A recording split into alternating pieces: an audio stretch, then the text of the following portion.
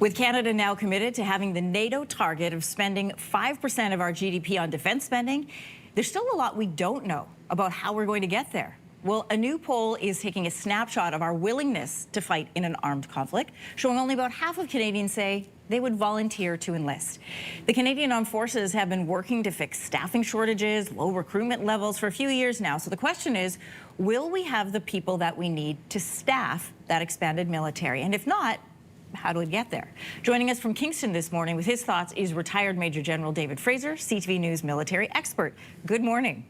Good morning. Good to be with you, Anne-Marie. I'm happy to be talking about this with you, and I'm curious about your thoughts. Let's start with that question. Does Canada's military have the staffing level and the public support it needs to expand to our 5% commitment?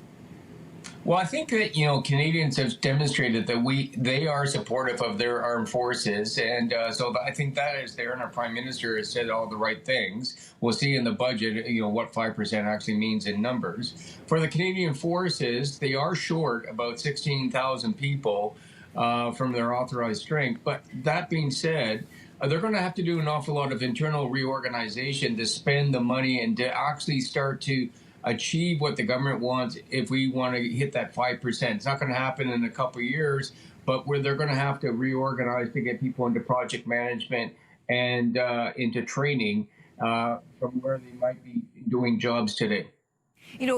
I think it's known that Canadians respect and honor their armed forces, but whether that translates into wanting to enlist is something different. We'll get to that in a moment. The Department of National Defence has recently been reporting an increase in recruitment levels, and this is in part because they've had a very targeted push. They're at a 10-year high, but there are still issues with attrition and retention. So what needs to be done differently to try and get staffing levels to where they need to be? Well, getting the latest equipment, ships, planes, and vehicles that are technologically leading edge, like the F-35 and even including some of the wingman drones that they're talking about, will actually attract people. And attracting people with the latest equipment so that they can operate it will be important. But the other thing is, for the families, we have to have housing and bases that are up to snuff and not in the 1950s. Oh, that's a great point. The poll that we mentioned off the top looks at the willingness to volunteer, which we know is different than staffing. But it did show that when it comes to willingness to enlist, the least likely group to step up were, I would imagine, the people that they're most wanting to recruit, which is 18 to 34-year-olds.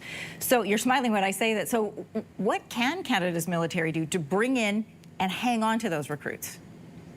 Well, again, we've got to listen to what that target population is looking for in the way of a job and what other benefits that they're looking for. And the forces are going to have to adapt to that to attract them and to keep them. So this is not just what the forces has to do. The forces are going to have to listen to Canadians and also the market demands, because the forces are in competition with a lot of private sector companies too. So they're going to have to pick up their game. Let's talk about targets. We know they have a target of 71,500 regular force members and 30,000 reservists by 2030. Are you optimistic we can reach those targets? Well, and again, this is about, what are the jobs available? What is the training so that people don't wait 2 or 3 years for training or wait, quite frankly, a year to get into the forces, which has been a perennial problem. The forces have got to streamline the processes that they currently have into what we actually need to address the question you're talking about.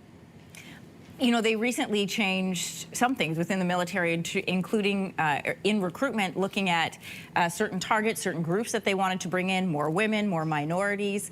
What needs to happen on that front in order to pull in more Canadians? And again, what are those groups looking for in the way of jobs and conditions that they would be interested in?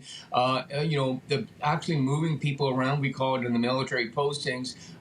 Family disruption is a big thing, because nowadays you've got both partners who are working, you've got children who need schooling and doctors and whatnot, and the forces are going to have to make sure that they've ticked the boxes there to attract people and to keep them. One more question. Canada is known as a peacekeeping force for many, many years. But do you think as things change globally and geopolitically that people are concerned that it would be less about peacekeeping and more fighting? Peacekeeping is a Canadian myth, and it's something that hasn't been here for probably 20 or 30 years. We stopped doing peacekeeping long before Afghanistan. And since Afghanistan all the way up to now, and including our troops in Latvia, there's no more peace to keep. This is about war fighting, and unfortunately, we need war fighting capability and war fighters to defend our sovereignty in the north and overseas, like in NORAD and NATO. Retired Major General David Fraser, great to have your thoughts on this poll this morning. Thanks so much. Anne-Marie, thank you. If you like that video, make sure to subscribe to the Your Morning YouTube feed, where you can find all kinds of new content posted every weekday morning.